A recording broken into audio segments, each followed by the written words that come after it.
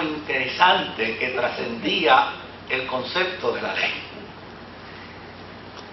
Cuando una persona llega a ser amante de la ley, y estrictamente es amante de la ley, lo único que procurará es que la ley se cumpla en beneficio de el que ha sido víctima de un agravio y en detrimento del que ha provocado el agravio, ¿verdad? Y desde luego, cuando la gente se enfoca dentro de ese contexto, pues llana y sencillamente puede suceder como el caso de Jesús frente a la mujer tomada en el adulterio, ¿verdad? Que dice, la ley dice que hay que hay que apedrearla. Pues si Jesús hubiera estado dentro de ese mar, pues decir, no, la ley, el que es amante de la ley, tiene que estar al lado del agraviado y en contra del agresor. Punto. Pero fíjense que cuando a Jesús le hacen el planteamiento, Él procura estar al lado de quien ellos piensan que es el agresor. Y entonces actúa con misericordia para con aquella mujer que ha sido tomada en el acto de adulterio. Lo mismo acontece en la persona de José. José es un hombre amante de la ley, pero ser amante de la ley no necesariamente implica que sea justo.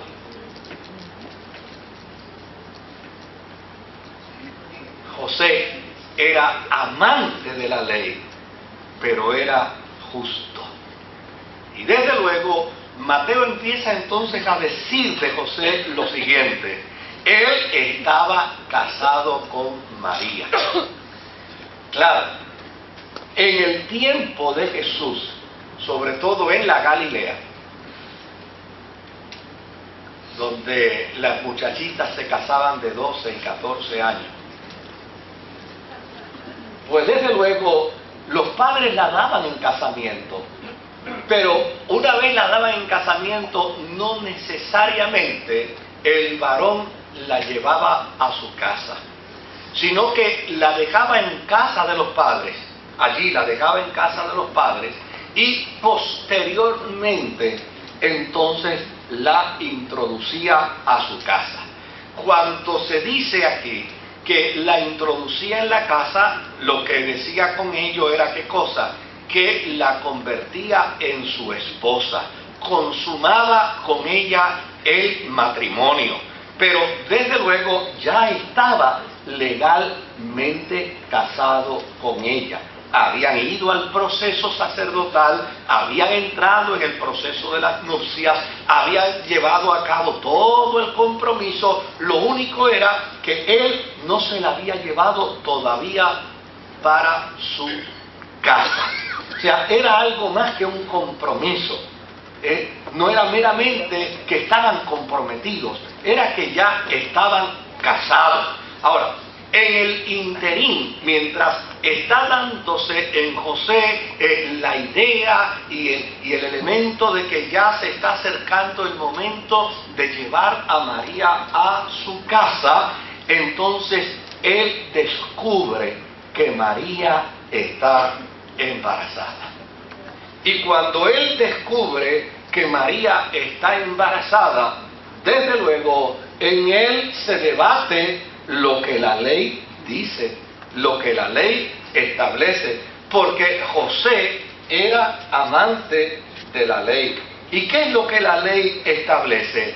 En Deuteronomio capítulo 22 y versos 20 al 21 vamos a ver lo que la ley dice. Fíjese, en el verso 20, vamos a leer desde el verso 20, dice: pero si la acusación es verdadera y no se demuestra la virginidad de la joven, si la acusación es verdadera y no se demuestra la virginidad de la joven, la llevarán a la puerta de la casa de su padre, y allí los hombres de la ciudad la apedrearán hasta matarla. Esto le pasará por haber cometido una maldad en Israel, y por deshonrar con su mala conducta la casa de su padre. Así extirparás el mal que haya en medio de ti. Si un hombre es sorprendido durmiendo con la esposa de otro, los dos morirán, tanto el hombre que se acostó con ella como la mujer. Así extirparás el mal que haya en medio de Israel. José es un hombre justo y él sabe lo que tiene que hacer en justicia por el agravio que él entiende ha recibido. Y desde luego nosotros tenemos que pensar como humanamente José, un hombre de ley y un hombre de orden, un hombre amante de la ley, tuvo que haber pensado. ¿Qué cosas tuvo que haberle pasado? Pues si María está embarazada, tiene que haber un responsable de este embarazo. Y la ley dice que a ella hay que llevarla frente a la casa de su padre. Y frente a la casa de su padre, delante de toda la familia, la comunidad la va a apedrear. Y por ende hay que buscar también ¿a quién? Al hombre que la embarazó, y a este también hay que darle su merecido. Por lo tanto, la ley que exige lapidación para la mujer que queda embarazada fuera del matrimonio y que pide lapidación para el hombre que la embarazó, desde luego es lo que tiene que haber pasado por la mente en aquel momento de José. Y desde luego, si José hubiera procedido de esa manera, ya y sencillamente había hecho ¿qué? Había hecho bien, había hecho justicia. Pero hay cosas que se pueden hacer bien y esas mismas cosas se pueden hacer mucho mejor. Y José se debatía entre si lo debo hacer bien o si lo debo hacer mejor. ¿Y sabe por qué? Porque ya en la antigüedad se había hablado, aún dentro del contexto de la ley, de que el hombre podía proceder haciendo bien, haciendo lo que era correcto, pero podía también proceder haciendo ¿qué? Haciendo lo que es mejor. Usted hace bien metiendo preso a uno que le da un cheque sin fondo, pero hace mejor si lo perdona. Usted hace bien metiendo preso al que le robó en su casa, pero hace mejor si lo perdona.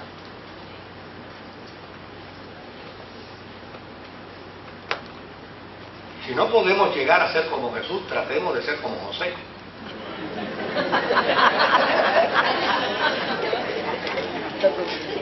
Nos cuenta para algo. Nos apuntan algo ahí bueno. Usted puede llegar a tomar decisiones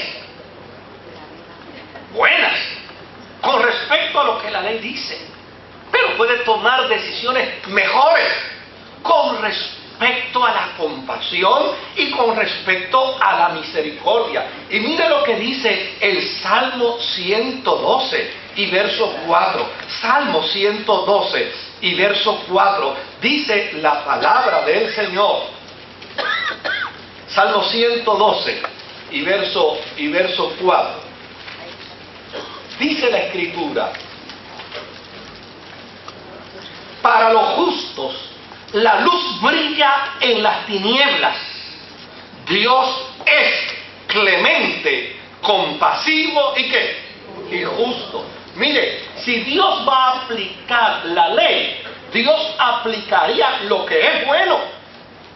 Pero ¿sabe qué? Él aplica ¿qué? Él aplica la clemencia y aplica ¿qué? Aplica la compasión.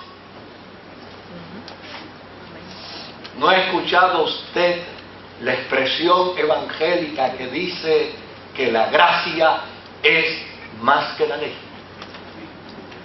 ¿No ha escuchado usted la expresión bíblica que dice que como resultado de la gracia adviene a la vida del hombre cuando se declara culpable, cuando se declara pecador, y en lugar de recibir condena de ley, recibe ¿qué? Un acto compasivo y misericordioso de la gracia. José era justo, porque él muy bien pudo haber aplicado ¿qué? La justicia, pero sin embargo prefirió buscar alguna alternativa en la clemencia y en la compasión. Mire lo que dice el Salmo 37, y en el Salmo 37 veamos lo que dice el versículo 21. Los malvados piden prestado y no pagan, pero los justos dan ¿con qué? Con generosidad. Es decir, el justo paga intereses. No simplemente se acoge a la ley. Bueno, pues te pedí prestado $10, pues dentro de 15 años te devuelvo $10. A fin de cuentas, eso fue lo que me prestaste. Pero el que es justo dice, no, yo te privé por 5 años de $10, por lo tanto, si te privé por 5 años de $10, lo justo es que te dé ¿qué? Te dé generosamente. ¿Se da cuenta el sentido de la justicia? Cuando aquí Mateo dice José era un hombre justo, es porque José sabe lo que debe hacer realmente. Él sabe que lo que en justicia María se merece es que la lapiden, es que la lleven a la puerta de la casa de su papá y de su mamá y allí la apedreen. Pero él anda buscando, oiga, imagíneselo, anda buscando una alternativa. Yo no puedo hacer eso contra ella. Yo no puedo, eso es lo justo, eso es lo que la ley pide, eso es lo que la ley exige, pero yo no lo puedo hacer. Entonces, ¿qué es lo que hace entonces José? José entonces trata de buscar una alternativa para ver cómo se puede divorciar de ella sin infamarla. ¿Cómo podré divorciarme de ella sin que la tengan que apedrear? Yo creo que esto es una lección para los hombres extraordinarios.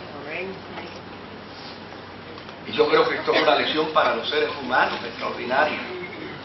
¿Cuándo aprenderemos a hablar bien de nuestros cónyuges, aunque lo que digamos no salga del corazón?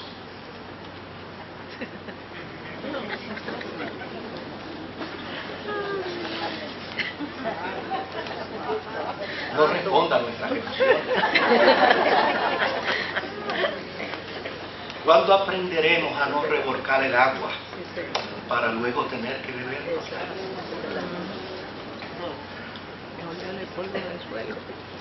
¿Cuándo aprenderemos a entender que nuestras diferencias no tienen por qué llevarnos a deshumanizar a nuestro cónyuge? Fíjese que aquí de lo que se trata es de un hombre que en derecho la ley lo apoya, pero él dice, tengo que buscar una alternativa. Claro, había dos alternativas. Había la escuela de Hillel como alternativa y estaba la escuela de Shammai como alternativa. ¿Y qué era lo que hacían estas dos escuelas? Pues decían, mira, Moisés había dicho que si encontraste algo no digno de tu mujer, que le des carta de divorcio. Y ya necesariamente, pues entonces, pues tú puedes decir que no te gusta porque no te gusta la suegra, y como no te gusta la suegra, pues tampoco te gusta la hija. Pero José era tan justo que decía, pero es que eso no es verdad. A mí la suegra me gusta. Yo estoy encantado con mi suegra. Eso no puede ser. Pues entonces di que llana y sencillamente por la mañana cuando la viste no te dio los buenos días. porque eso lo podías tú hacer. La escuela de Chamay decía, lo puedes hacer, pero decía, pero es que eso no es verdad. Cuando yo me encuentro con María, María me atiende bien, María hace deferencias hacia mi persona. Yo no puedo utilizar ese subterfugio. Oiga, es un sentido de justicia lo que hay en la vida, en el corazón de José.